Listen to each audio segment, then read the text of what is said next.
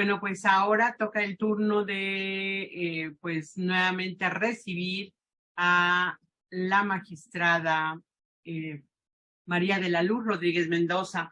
Ella es maestra en Derecho, magistrada del Tribunal Unitario Agrario Distrito 25 con sede en San Luis, quien abordará el tema de proceso del juicio agrario.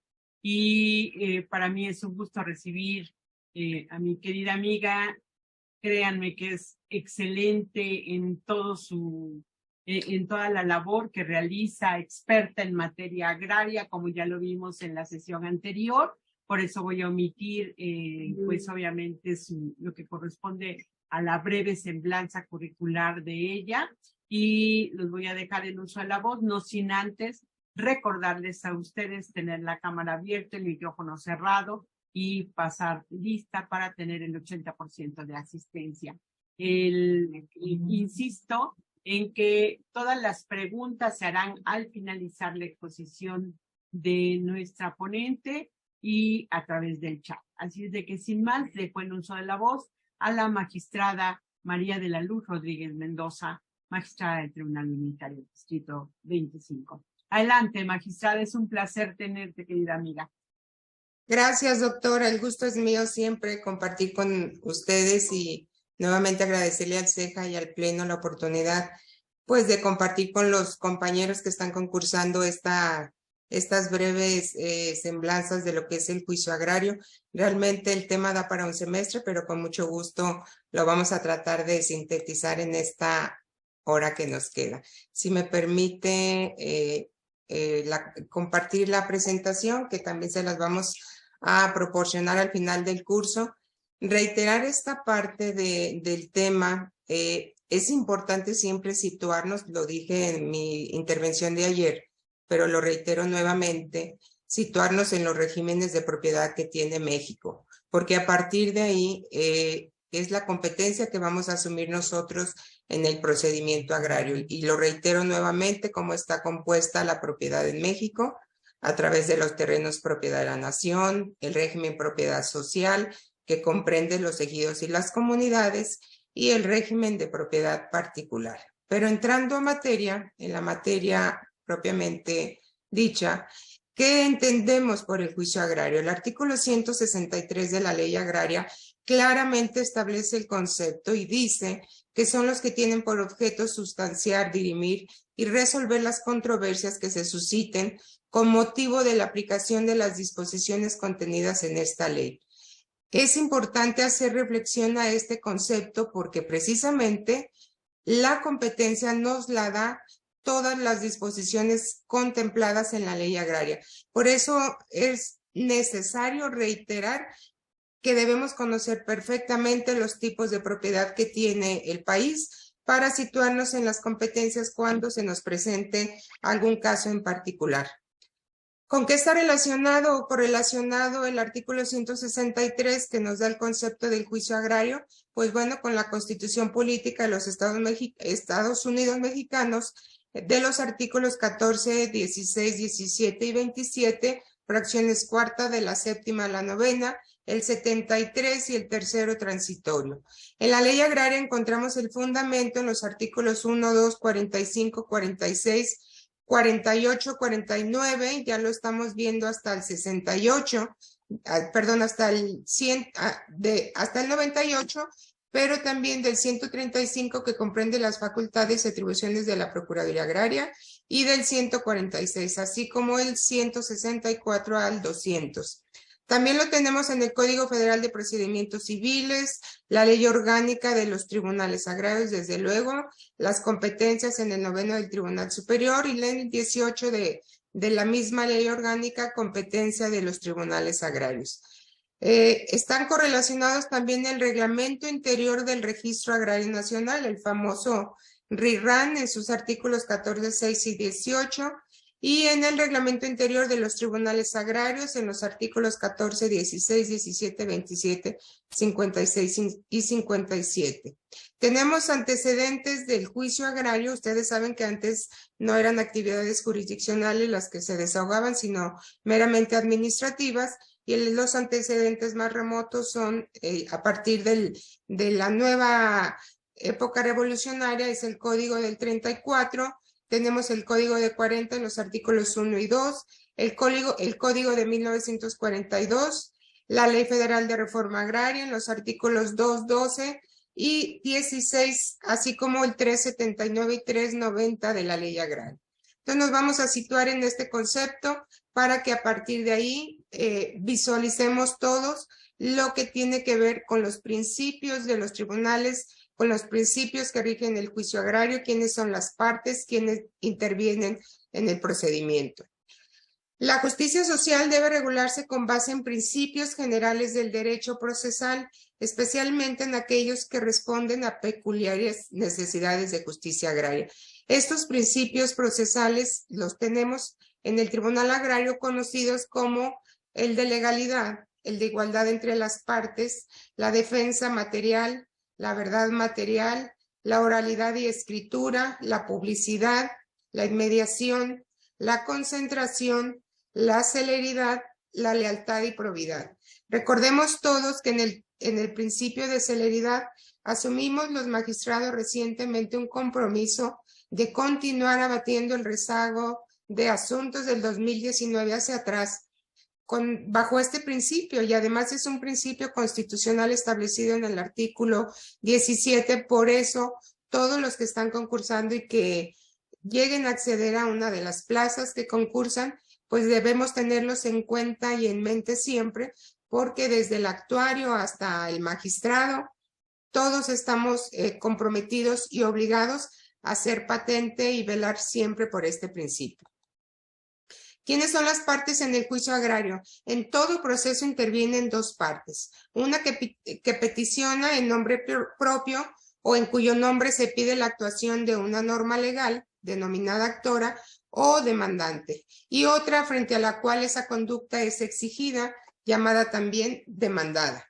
Pero también tenemos los terceros llamados a juicio, que no es ni actor ni demandado, y en muchas de las ocasiones no se les exige algún cumplimiento o alguna prestación, pero es necesario llamarlos a juicio porque la sentencia que se pudiera dictar o que se dicte les pudiera deparar perjuicios. O también tenemos los terceros con interés, que ni son demandados, ni son actores, ni son llamados a juicio, pero se enteran de la existencia de un juicio en el que esté controvertida alguna superficie que le puede afectar o algún derecho que le puede deparar algún perjuicio y comparecen a juicio voluntariamente. Desde luego, nosotros debemos de cuidar que el tercero con interés acredite efectivamente su interés jurídico o su interés legítimo para comparecer, porque si no, pues esto se volvería una cuestión que nos pudiera rebasar en el proceso al estar admitiendo a cualquier parte que se diga tengo interés y que no lo acredite fehacientemente. Ya repetimos los juicios, los principios que rigen el funcionamiento de los tribunales son estos. Ahorita los vamos a ver de uno por uno, pero quiero centrarme en el principio de legalidad. Este principio domina en el juicio moderno. Quiere decir que el proceso se haya gobernado por la ley, no por la voluntad del juzgador o de las partes, salvo que la ley misma autorice la función integradora de los órganos jurisdiccionales. Es decir, nosotros como órgano jurisdiccional siempre vamos a realizar nuestras actuaciones en base a lo que está establecido en la ley. ¿En cuál ley? Pues en todas las que tengan aplicación al proceso, concretamente la ley agraria, desde luego la Constitución, la ley orgánica de los tribunales agrarios, el reglamento interior de los tribunales y todas las leyes secundarias que pudieran ser aplicables al caso concreto. Vamos a ver más adelante la supletoriedad, pero es importante establecer este principio. Aquí hay algo que también debemos destacar y que nos ha faltado, considero, en una opinión muy personal, seguir insistiendo. Si bien es cierto, nosotros nos regimos principalmente por la Constitución, pero no debemos dejar pasar de lado los tratados internacionales y la convencionalidad. De hecho, ya hay criterios en el sentido de que en algunos casos, cuando beneficie más aplicar algún concepto de la convencionalidad, lo vamos a aplicar por encima de la Constitución, siempre aplicando el precepto que más beneficia a la persona. El principio de igualdad entre las partes, significa que los hombres ante la ley se debe de proyectar hacia el proceso. Si es la contienda entre dos sujetos que comparecen ante un juzgador, aquellos deben recibir exactamente el mismo trato. Y miren, este principio de igualdad real de las partes tiene que ver mucho también con la aplicación del artículo 179 de la Ley Agraria. Este principio nos ha causado muchos problemas, no el principio, sino la aplicación del 179, porque precisamente aprovechándose de esta oportunidad que da la ley para que comparezca la persona sin asesor, ha hecho de los juicios agrarios una dilación constante que va mucho en perjuicio de la impartición de justicia pronta y expedita. Yo les comentaba, en algunos tribunales hay audiencias hasta 15 o 20 veces que se difieren precisamente atendiendo este principio, porque llega con un abogado y la otra parte llega sin abogado, pero a pesar de que nosotros tenemos a la Procuraduría Agraria ahí, les asignamos el abogado de oficio, sin mandar oficio, porque el abogado ya está en el tribunal. El abogado se impone de autos, en la segunda audiencia lo cambian o lo revocan y comparece nuevamente sin abogado y así sucesivamente. Es una práctica constante de una de las partes, principalmente del demandado, y generalmente son asesorados precisamente por los mismos abogados que se aprovechan de este principio. Pero también sí compartirles que tenemos criterios ya de un colegiado en el caso de Guanajuato del 16º circuito, que en alguno de los asuntos esta parte acudió así, efectivamente fueron 15 audiencias, 20 sin abogado, se le apercibía de multa y él prefería pagar la multa porque el valor del asunto pues le redituaba más seguir sembrando, seguir cosechando y se la llevaba. ¿Qué hacíamos? Cada 15 días le poníamos la audiencia, le fijábamos la fecha, le imponíamos la multa, hasta que ya definitivamente apercibimos que si seguía con esa conducta contumaz de comparecer sin abogado, se iba a desahogar el juicio con lo que tuviera el expediente, con lo que él ofreciera y sin abogado. Y efectivamente así se hizo y el Tribunal Colegiado en Amparo nos concedió nos confirmó la sentencia y pudimos desahogar el procedimiento. Entonces, si bien es cierto, el 179 es clarísimo, también es cierto que nosotros tenemos que iniciar a poner límites para que las propias partes no abusen de este principio y no manden a la gente sin abogados. El tema de la oralidad de este principio implica que ingresen al procedimiento los actos formulados oralmente. Nosotros sabemos y efectivamente ahora con el tema de la oralidad en casi todos los procedimientos, pues los agrarios fuimos los primeros que iniciamos con este principio, pero lamentablemente no lo podemos llevar a la práctica todo oral, primero por la carga de trabajo. Y segundo, porque no tenemos todavía el equipamiento adecuado para que se puedan estar grabando las audiencias y estarles proporcionando a las partes las versiones estenográficas. Entonces, sí es un principio muy importante. Las partes exponen oralmente sus pretensiones, pero sí, pues debemos de estar conscientes que en nuestra materia lo hemos hecho de manera híbrida.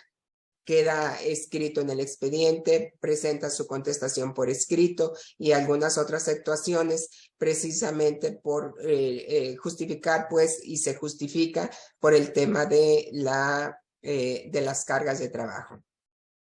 El principio de inmediación está consciente, consiste en la presencia directa del juzgador. La misma ley establece que toda la audiencia que no sea presidida por el magistrado será nula. Y volvemos otra vez al tema de cargas de trabajo. En muchos de los tribunales no podemos estar en todas las audiencias, físicamente los magistrados, precisamente porque pues tenemos que hacer un bagaje de actos, pero ya también hay criterios de los colegiados que establecen que con que estemos físicamente en el local del tribunal, para cualquier situación que se requiera la intervención, lo podamos hacer. Entonces, hasta ahorita no ha habido mayor problema con este principio, muchos abogados lo entienden y no ha habido necesidad de situaciones que lleven a otros conceptos. La conciliación, este principio es fundamental, además de que está obligado en la ley como una parte de la etapa procesal del juicio en el 185, pues es importantísimo que nosotros insistamos cada vez más en las virtudes de que se resuelvan las controversias a través de la composición amigable. En esta composición amigable, como no está especificada, no es una conciliación, no es una mediación, no es una negociación, no está dentro de las que están contempladas en la ley de medios alternos de solución, porque es una etapa que nos fija la ley agraria en el 185, la composición amigable, pues nosotros podemos proponer alternativas de solución a las partes en base a la ley para lograr el avenimiento. Es insistir también tanto al secretario como a los magistrados que no lo veamos como una etapa más y la pasemos para avanzar en el procedimiento, sobre todo en aquellos asuntos en donde los problemas familiares son muy fuertes, en donde debemos insistir en que la conciliación es lo mejor para que se resuelva la controversia. Hay asuntos muy delicados, familiares, que de veras si le ponemos un poquito de ganas nosotros como juzgadores y los secretarios de acuerdo, hemos logrado conciliaciones de asuntos muy añejos, familiares, y son los más complicados. Lamentablemente, los familiares y ustedes, los que ya están en los tribunales, lo han vivido, lo han experimentado, casi siempre son los más complicados de conciliar. Nos vamos a ir ahora a conocer las etapas procesales del juicio agrario. Nosotros siempre iniciamos nuestra actuación a través de una interposición de la demanda. De acuerdo a los artículos 170 y 181 de la Ley Agraria, la demanda se puede presentar por escrito o por comparecencia. En este acto, la ley dice que le debemos de solicitar a la Procuraduría Agraria coadyuve en la formulación por escrito de manera concisa. Casi no ha pasado porque la Procuraduría Agraria tiene su área de atención, les elaboran previamente su escrito de demanda, pero algunas sí se presentan en las itinerancias. Es excepcionalmente raro que se haga así, pero generalmente lo presentan por escrito sin ningún problema. ¿Qué debemos de hacer? Recibida la demanda, el Tribunal Agrario la examinará, pudiendo prevenir al promovente para que la subsane. Esto está establecido en el artículo 181 de la Ley Agraria en relación con el 322 del Código de Procedimiento. En todo caso, la demanda se admitirá a trámite y señalaremos fecha de audiencia. Es bien importante insistir en este tema, sobre todo a quienes van para secretario de acuerdo o para control de procesos.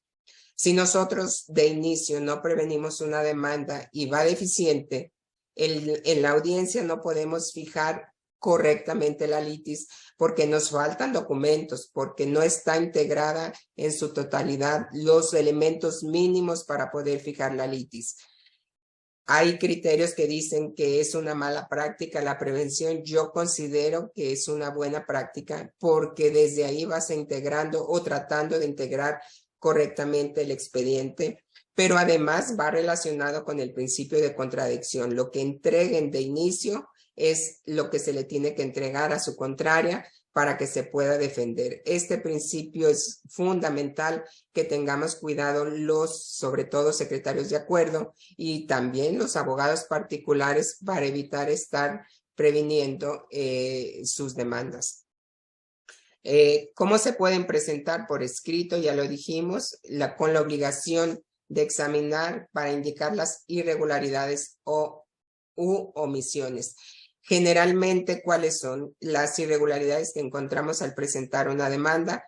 Pues que no se encuentra el fundatorio de la acción. Eso es una constante. Vienen a promover un juicio sucesorio con o sin controversia, no exhiben la constancia o no se exhibe el acta de función, que pues es fundamental para denunciar un sucesorio, o no se exhibe el acta de matrimonio o de nacimiento, según sea la esposa o la hija o el hijo quien promueva.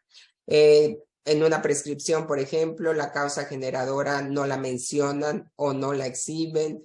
Entonces, hay que cuidar en cada acción de las que están establecidas en el 18 de la ley orgánica, qué documentos deben de anexar desde inicio para que el día de la audiencia tengamos ya bien claro sobre qué se va a fijar la litis.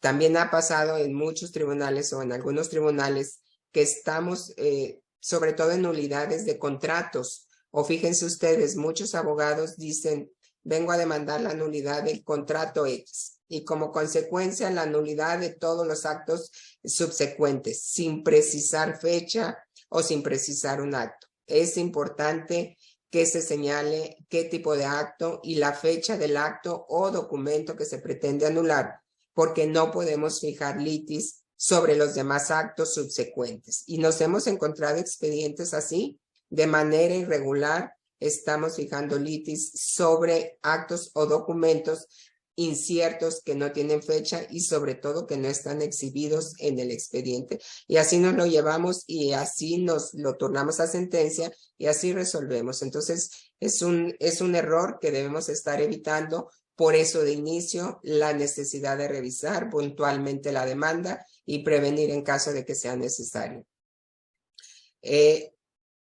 Después de presentada la demanda y calificada, si ya la admitimos y fijamos fecha, el emplazamiento por parte del actuario deberá considerar el nombre del actor, lo que demanda, la causa de la demanda, fecha y hora de la audiencia y la advertencia de que se van a desahogar las pruebas.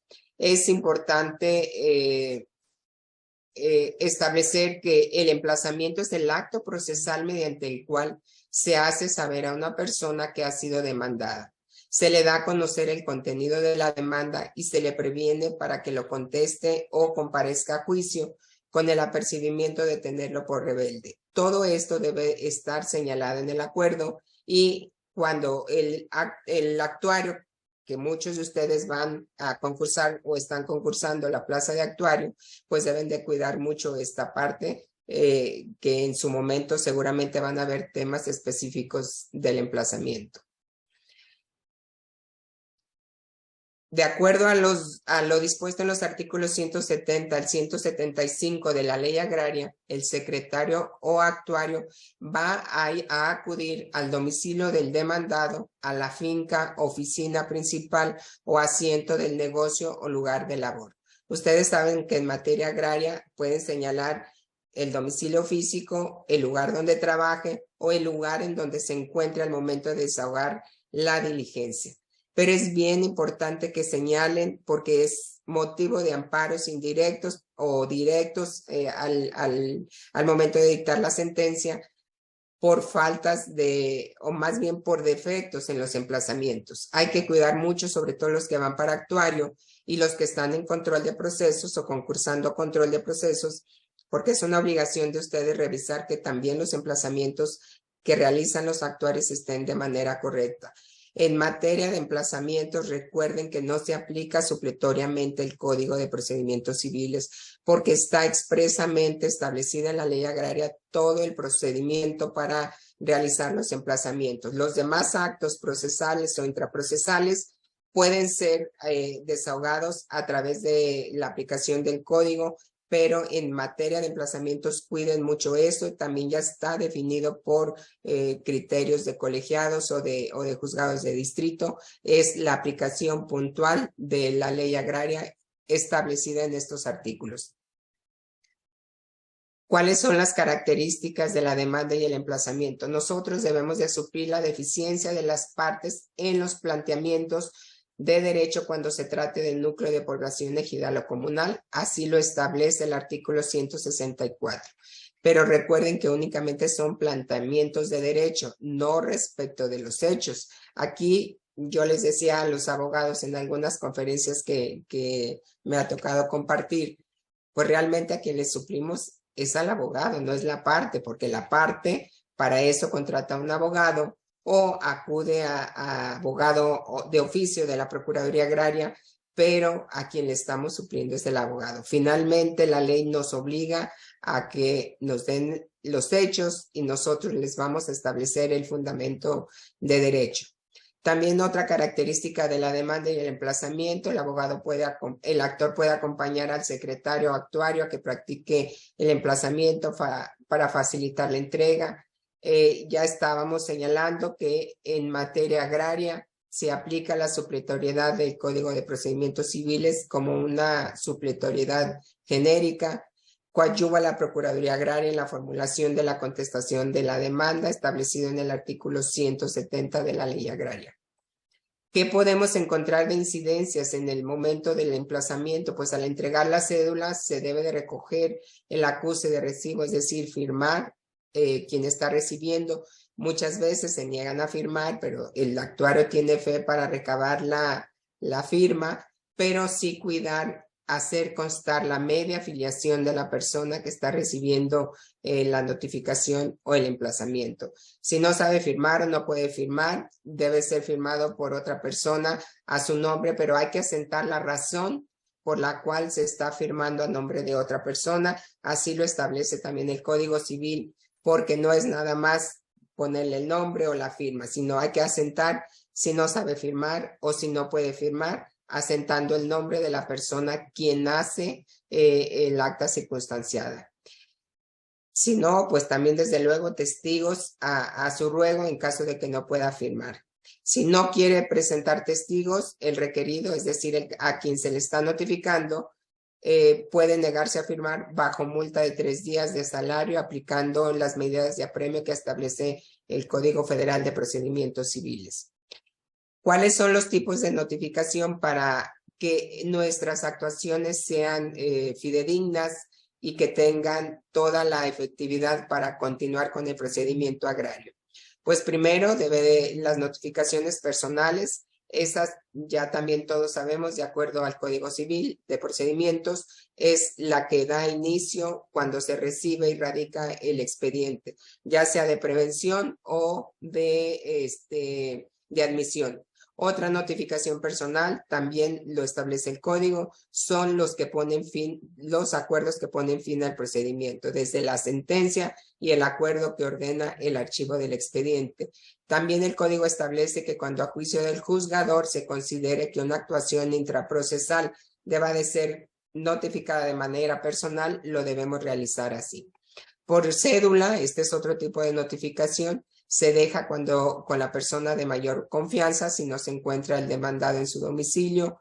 Por edictos, estos se publican 2 veces dentro del plazo de 10 días en el diario de mayor circulación y el listado donde se encuentra el inmueble, así como en la presidencia municipal. Hay que tener muy en cuenta que para poder ordenar la publicación de los edictos es necesario que previamente el tribunal se haya cerciorado de la inexistencia de un domicilio concreto o fijo a través de las búsquedas que nosotros generalmente ordenamos, ya sea en Telmex, en CFE, en el INE, pero sí debemos de cerciorarnos de la búsqueda para poder nosotros ordenar la emisión de los edictos. Por estrados, si el interesado no se presenta a contestar la demanda o no señala domicilio, pues las notificaciones subsecuentes se realizan a través de estrados, y por instructivo en caso de que no se presente o su representante cuando al comparecer hubieran señalado domicilio en la población donde se encuentre el tribunal u oficina de la autoridad municipal donde viva. ¿Qué establece la ley agraria? Además de lo que ya señalamos, puede realizarse el emplazamiento en el lugar en que se encuentra el demandado. Aquí están establecidas las disposiciones legales, los edictos por estrados, 173, párrafo 4º y 7º, Además, se podrá hacer uso de otros medios de comunicación masiva. Ahora, con el tema de la pandemia, pues ustedes saben que el Pleno del Tribunal Superior Agrario publicó los acuerdos 13 y 14/21, en el que nos permite hacer uso del correo electrónico, en algunos casos hasta el WhatsApp, habiendo constancia de que sí se realizó la notificación. En las oficinas de la autoridad municipal, donde vive el interesado, a testigos, peritos y terceros se le puede citar por cédula, de acuerdo a lo establecido en el artículo 177, y a los servidores públicos en su residencia oficial, de conformidad con lo que establece el 305 del Código Federal de Procedimientos. Hablábamos de la supletoriedad que marca la ley agraria. Lamentablemente, tanto abogados como nosotros como impartidores de justicia hemos abusado en muchos casos de la supletoriedad del Código Federal, y ahorita lo vamos a ver en el tema de la audiencia de ley. La ley establece, desde luego, la posibilidad de la supletoriedad para integrar una omisión en la ley o para interpretar sus disposiciones en forma que se integre con principios generales contenidos en otras leyes. Esta supletoriedad puede ser genérica, la que está establecida en la legislación civil y mercantil federal. Esta es sustantiva, es decir, al fondo de la ley agraria. También tenemos la específica, que es la que, cuando no existe disposición expresa en la ley, nos vamos a ir directamente al tema de la supletoriedad específica, y tenemos la supletoriedad especial cuando aplicamos leyes especiales que no están contempladas en la ley. Por ejemplo, la nueva ley de hidrocarburos, la ley de la industria eléctrica. En el caso, por ejemplo, de la ley de hidrocarburos, es un procedimiento nuevo de tramitación especial que ni es jurisdicción, que ni es juicio. También ya está establecido en criterio de los colegiados, y es una nueva ley que el caso de los hidrocarburos ni siquiera está establecido en la ley agraria. Sin embargo, tenemos que aplicar la ley agraria porque el 163 así lo establece, pero vamos a verificar todos los requisitos establecidos en el caso de hidrocarburos, en la Ley General de Hidrocarburos, y en el caso de servidumbres de luz, pues en la Ley General de la Industria Eléctrica. ¿Cuáles son las características más importantes en la audiencia de ley? Por eso les decía yo que hemos abusado muchas veces en el tema de la supletoriedad de la aplicación del Código Federal de Procedimientos Civiles, porque la ley agraria nos establece en el 185 claramente el desahogo de la audiencia de ley. El juicio agrario, el 185 está previsto, está programado para que se desahogue todo el procedimiento en un solo momento. Pero de verdad, a veces, a mí en lo personal me da mucha tristeza que nosotros como magistrados o los mismos secretarios de acuerdos señalemos fechas de audiencia de desahogo posterior sin ninguna razón, porque la parte lo pide, señálame fecha de desahogo de audiencia cuando no hay necesidad. Ahorita vamos a ver la razón. Pero en este caso, de acuerdo a lo que establece el reglamento, el secretario de acuerdos, antes del inicio de la audiencia, puede preparar y está obligado a preparar el desahogo de las pruebas para que en la misma audiencia sea más ágil su desahogo. Tenemos la obligación de presidir la audiencia, ya lo dijimos, en cualquier estado de la audiencia y hasta antes de pronunciarse el fallo, el tribunal deberá exhortar a la composición amigable. Pero en esta parte, la fracción primera de la ley del 185 de la ley agraria establece claramente que las partes expondrán oralmente sus pretensiones, ofrecerán las pruebas que estimen conducentes a su defensa y presentarán a sus testigos y peritos que desean sean oídos. Ahí está la clave para el desahogo de un juicio agrario en una sola audiencia. Las partes expondrán oralmente sus pretensiones, significa que la parte actora a través de su abogado va a ratificar su demanda, en algunas ocasiones ratifica y amplía. Si no fuera el caso, si solo ratifica, se le da la oportunidad a la parte actora, demandada, exhibe su contestación o en algunos tribunales la dictan, como quiera, exponen sus defensas, sus excepciones y ofrecen sus pruebas. Pero ¿qué dice la ley? Presentarán a los peritos y testigos que desean sean oídos. El 185 fracciones 1 y 2 son clarísimos en este aspecto. ¿Y qué hemos hecho? Aplicar supletoriamente lo establecido para el caso, por ejemplo, de la prueba confesional. Cuando sí se ofrece, aplicamos el Código Federal de Procedimientos Civiles, porque claro que es una prueba que no está expresamente establecida en la ley agraria. Pero en el caso de testigos, la ley sí nos dice, presenten a los peritos y testigos, es expresamente muy clara y en muchos juicios lo hemos visto, lo hemos vivido. La misma parte te pide, dame oportunidad de traer los testigos o cítame a los testigos. Yo, desde mi punto de vista, creo que cuando hacemos esto estamos violentando claramente lo que establece la fracción primera y segunda del artículo 185 de la Ley Agraria. La fracción segunda establece que las partes se podrán hacer las preguntas mutuamente e interrogar a los testigos que se encuentren presentes y a los peritos. Este interrogatorio directo que permite la ley agraria hace las veces de la confesional. Y si nosotros nos vamos con este procedimiento establecido en la ley, no ocupamos reglas para el tema de la confesional, por ejemplo. El 185 dice, las partes podrán hacerse mutuamente las preguntas que quieran. Quiere decir que de manera directa el actor le puede preguntar al demandado siempre y cuando desde luego lo ofrezca en términos de los artículos 185, fracciones primera y segunda. Lo debe de ofrecer así y así lo debe quedar asentado. Ese interrogatorio puede ser por escrito o puede ser verbal. Si es por escrito, se anexa el expediente. Si es verbal, pues se inicia el dictado. Yo en mi caso lo que hago, dictan las preguntas de manera directa y yo estoy asentando lo que está declarando. ¿Por qué? Porque lo que requiere la parte oferente de esta prueba es que declare su contraria de manera libre. Si ustedes se fijan en el tema de la confesional, pues tiene unas reglas específicas. La confesional debe de ser sobre hechos propios del absolvente, debe de ser formuladas en sentido afirmativo y no negativo, no deben ser insidiosas, etc. Si nos basamos a las reglas del Código de Procedimientos para el desahogo de la confesional, que en materia agraria es el interrogatorio directo, nos evitaríamos muchísimas diferimientos de audiencias.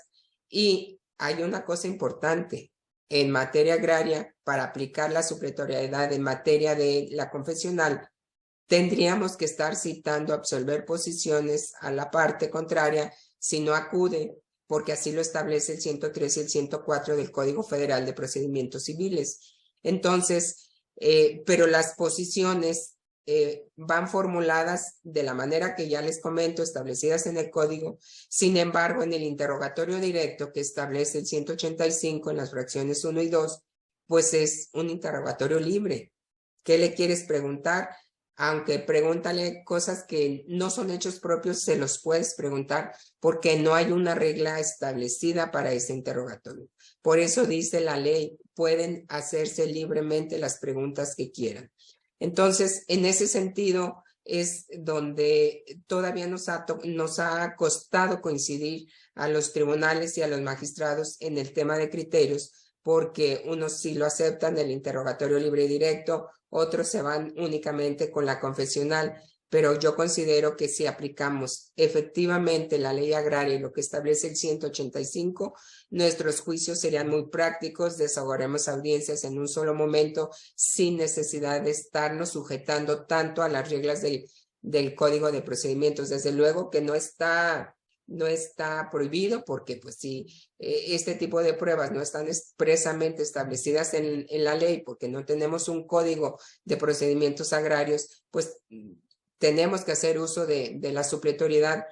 Pero en el tema de testigos también, fíjense ustedes, en materia civil, para el desahogo de la testimonial, pues el abogado hace sus preguntas, hemos acostumbrado ya mucho que las lleven por escrito para agilizar el procedimiento o la audiencia, pero cuando va a repreguntar la otra parte o la contraria al testigo, las repreguntas deben de ir formuladas en relación a la respuesta de la pregunta directa. ¿Y qué pasa? Muchos testigos, algunos abogados se van a la primera directa en relación, la primera repregunta en relación a la primera directa y dictan como 10 repreguntas en relación a la primera directa y así sucesivamente. Entonces, este sistema de repreguntas y de desahogo de la prueba testimonial, insisto, ha hecho que los juicios o las audiencias se aletarguen y que no logremos el resultado establecido en el 17 de que hagamos justicia pronta y expedita. ¿Y por qué lo insisto? Porque el mismo 185 nos dice, las partes podrán interrogar mutuamente y hacer las preguntas directas a los testigos y peritos presentes. ¿Qué tenemos que hacer? Ofrecerlas desde un inicio. Es decir, si yo sé que la otra parte en su demanda ya ofreció la testimonial, porque lo señala casi siempre de inicio, yo como demandado ofrezco mi testimonial, pero además ofrezco el interrogatorio directo en su caso a los testigos que ofrezca y desahogue la otra parte. Si aprendemos a manejarlo así, ya lo estamos ofreciendo de inicio y nosotros como tribunal tenemos la obligación del desahogo en ese sentido. Y ya no nos vamos a meter a reglas de que a la primera directa en relación a esta.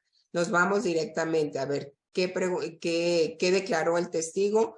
Pues yo quiero saber esto y abundar sin necesidad de estarnos metiendo. Tenemos que ser prácticos y esa practicidad desde luego no está violando la ley porque lo tenemos claramente establecido en estas dos fracciones del 185 que nos permite el desahogo libre sin necesidad de todo ese procedimiento. Entonces, se los dejo nada más como una cuestión de análisis, sobre todo a quienes van para secretarios de acuerdo, que busquemos la forma de agilizar las audiencias, de ser prácticos y no meternos a tanta supletoriedad porque la ley nos está estableciendo claramente. Sí cuidar también el otro aspecto.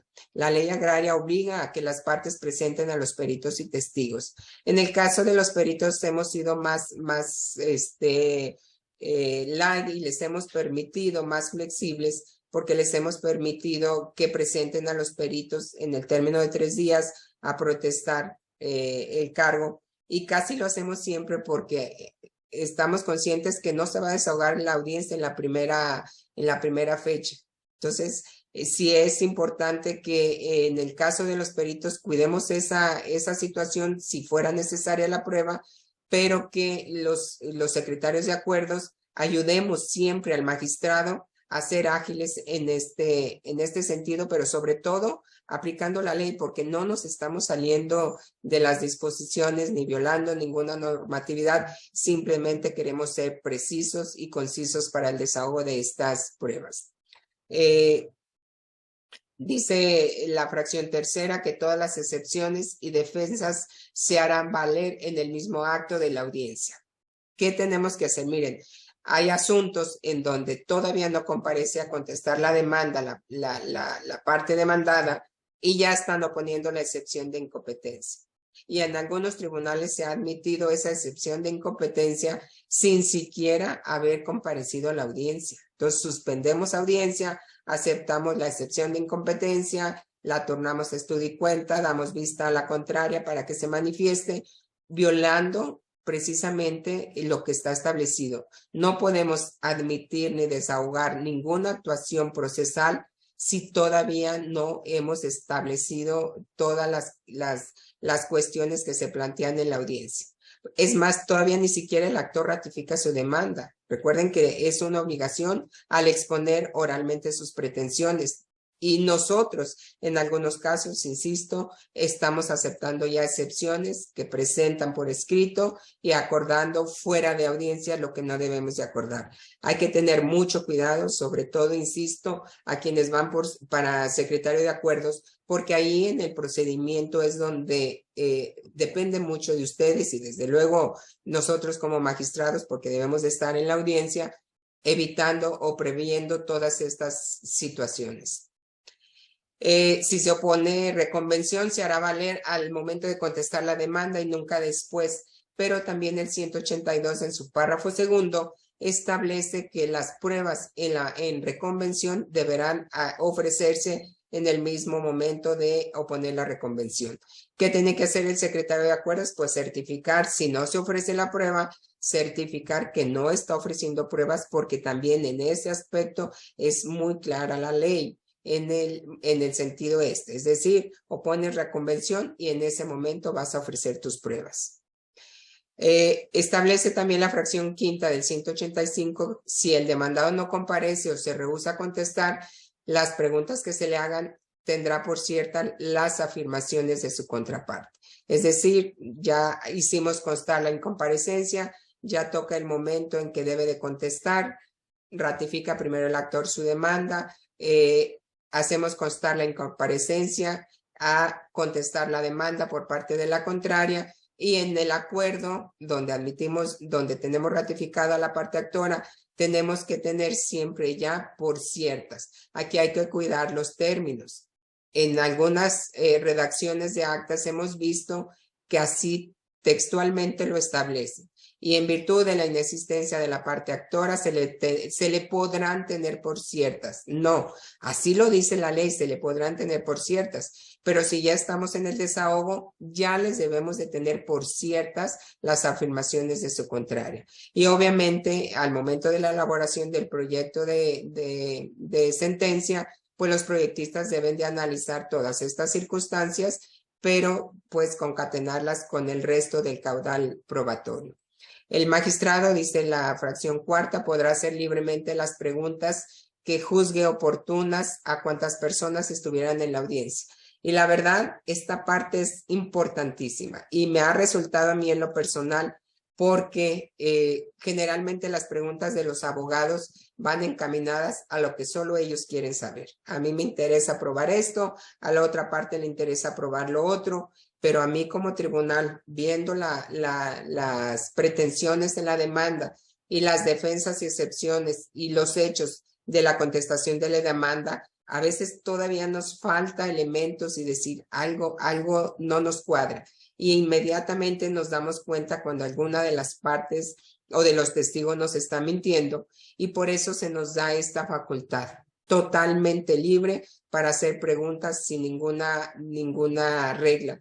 De verdad, si usamos esta facultad, aunque algunos es que es perder tiempo y ya cada quien presentó sus pruebas, ya se desahogaron, créanme que no. Esta es una oportunidad que tenemos los magistrados para reforzar y conocer la verdad de lo que se está planteando, y hemos hecho caer a muchos testigos, a muchas partes que interrogamos de manera directa, que nada que ver con lo que ya contestaron en una confesional, porque los vas guiando, los vas metiendo a lo que tú quieres saber, y de verdad sí resulta. Esto lo hacemos los magistrados como una práctica muy común, que también lo puede hacer el secretario, aunque es una facultad del magistrado, pero de verdad funciona. Y si de veras queremos conocer el fondo del asunto, aquí está nuestra oportunidad para escarbar, escudriñar y obtener mejores resultados.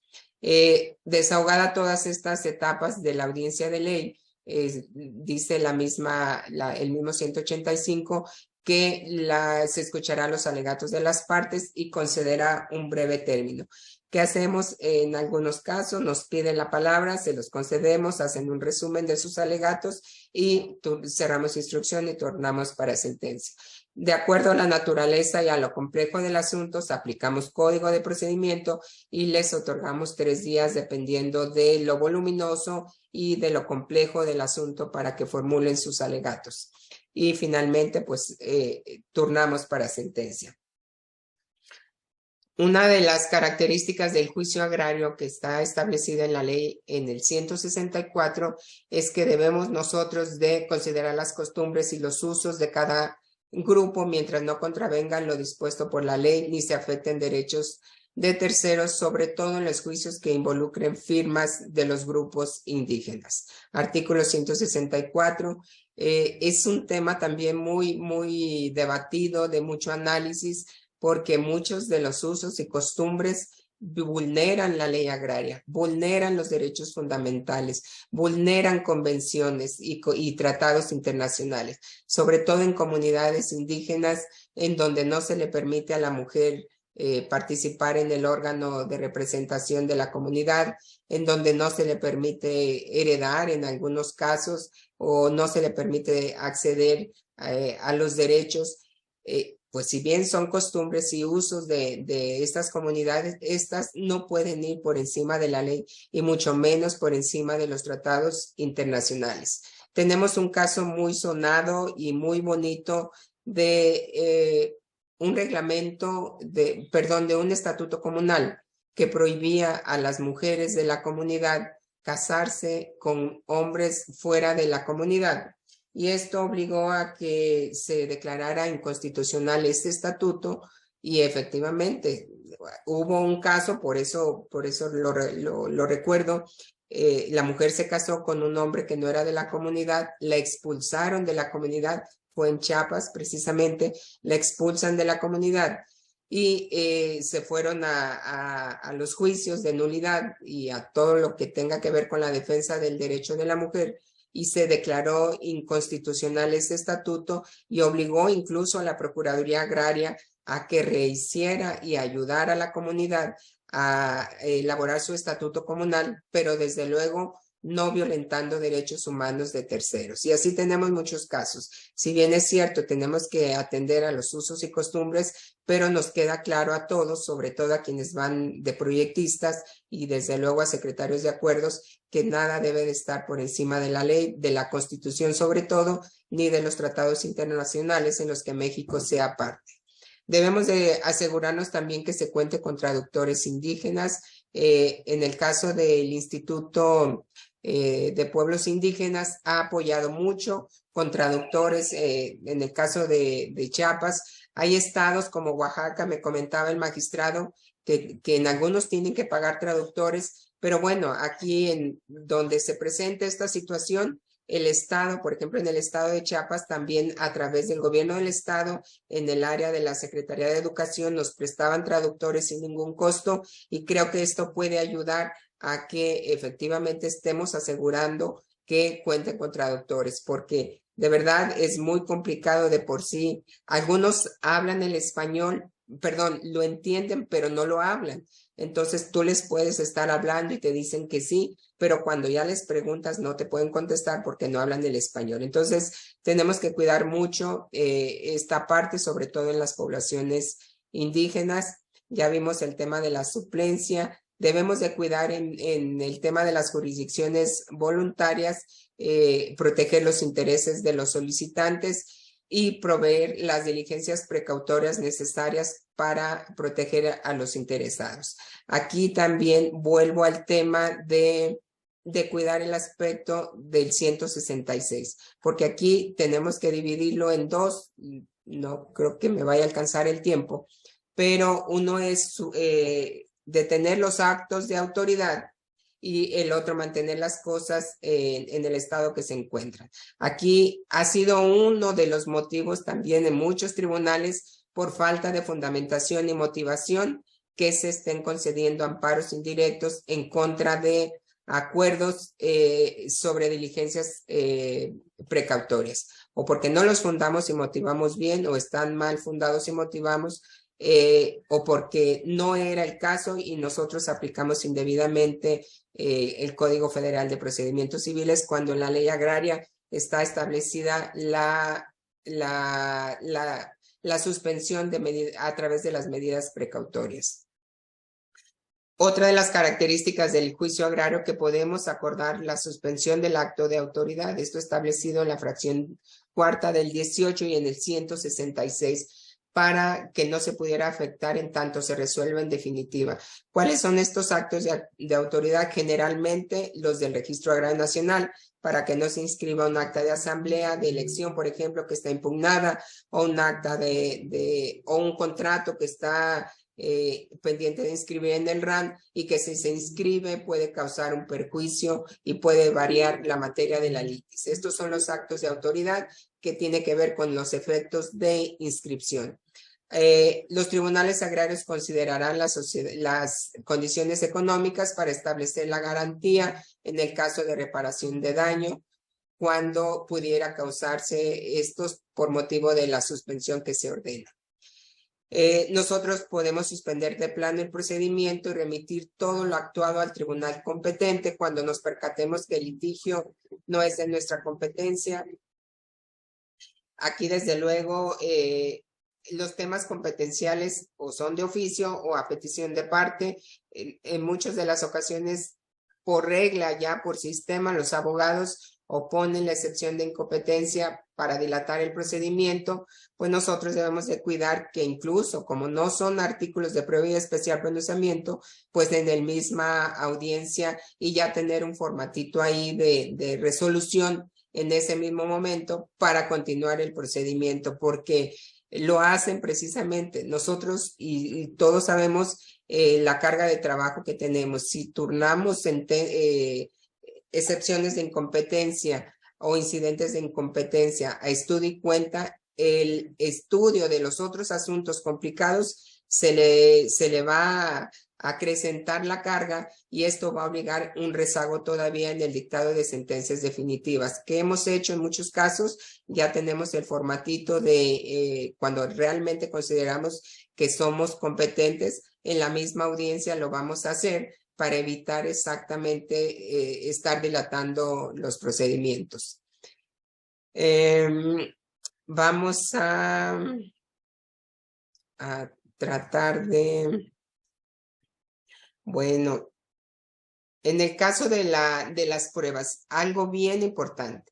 El 186 de la Ley Agraria establece que la carga de la prueba le toca a las partes. Sin embargo, nos da, el 187, perdón. Sin embargo, nos da la oportunidad el 186 que nosotros como tribunal, atendiendo la naturaleza de la diligencia, del asunto o del planteamiento, podemos realizar peticiones, ampliar o perfeccionar alguna de las diligencias.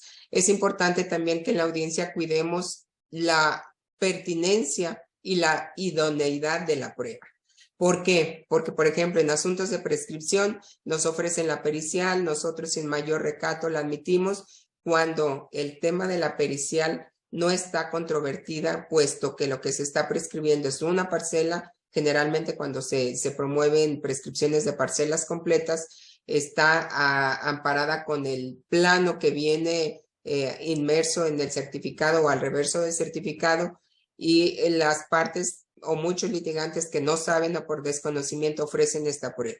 Lo que hemos hecho es decirle a la contraria: oiga, ¿no tiene usted inconveniente o no tiene problema con la ubicación de la parcela? No, pues que no. Así se queda sentado en el expediente de que no hay conflicto con la identidad de la parcela y nos ahorramos o se desiste en la prueba pericial. Atendiendo a la naturaleza de cada acción, es el tipo de pruebas o la pertinencia de la prueba que nosotros podemos admitir, y tenemos toda la facultad para desechar pruebas que consideremos que no son idóneas o necesarias, porque esto también nos ha traído como consecuencia que los juicios los aletarguemos en el caso del desahogo de las pruebas, precisamente porque no cuidemos o la pertinencia o la idoneidad. En el caso, por ejemplo, de las restituciones, pues desde luego la documental con la pericial son la base. Y si es restitución, cuidar la posesión en el otro. Si el otro ya está confesando que tiene la posesión, podemos ahorrarnos ahí el tema de la prueba testimonial e irnos únicamente al desahogo de la pericial concatenada con la documental, la pericial en topografía. Entonces, tenemos que ir cuidando como juzgadores en las audiencias, atendiendo la acción, el tipo de pruebas. Nos ofrecen mucho en la inspección ocular y pretenden acreditar posesiones. Ustedes saben que excepcionalmente la prueba de inspección ocular sirve para acreditar algunos elementos de la posesión, pero la reina de la prueba es la testimonial. Entonces, cada asunto, desde luego, tiene su particularidad, pero sí ser muy insistentes en este tema. Al momento y tanto para los litigantes como para, desde luego, nosotros como juzgadores y personal del tribunal, cuidar esa parte, la pertinencia y la oportunidad de las pruebas. Y si creemos o consideramos que nos va a faltar elementos de prueba, pues desde luego tenemos todas las facultades, cuidando siempre la igualdad de las partes, porque no podemos ordenar pruebas que a lo mejor en el fondo le va a afectar a la otra, pero siempre tenemos que hacerlas para el conocimiento de la verdad, pero sobre todo cuidando el principio de la igualdad real de las partes. Finalmente, desahogada todo el procedimiento, la ley agraria en el 189 nos establece que las sentencias de los tribunales agrarios se dictarán a verdad sabida, sino apreciando los hechos y documentos según los tribunales lo estime en conciencia, fundando y motivando sus resoluciones. Pero ¿qué ha pasado? En muchas ocasiones, aunque las fundemos y las motivemos, los colegiados, cuando las dictamos a verdad sabida, nos las han tumbado y nos dicen, no, es que debiste sujetarte a las reglas de valoración de la prueba porque estás violando el Código de Procedimientos Civiles o porque estás violando tratados, que estás inhibiendo el debido acceso o al proceso a las partes. Entonces, es un tema también muy complicado, pero considero que estando el magistrado en la audiencia, nos podemos percatar de la realidad de todo el proceso, de todo el conflicto. Si necesitamos interrogar o solicitar más pruebas, ahí va a ser la oportunidad para nosotros y el secretario de Acuerdos para cerrar y concretar la totalidad del procedimiento. Yo creo que, doctora Rosalba, aquí lo dejaríamos para dar oportunidad a preguntas y respuestas. Si la señora me dirige, doctora. Sí, muchas gracias, magistrada. La verdad es que, como siempre, espléndida su intervención.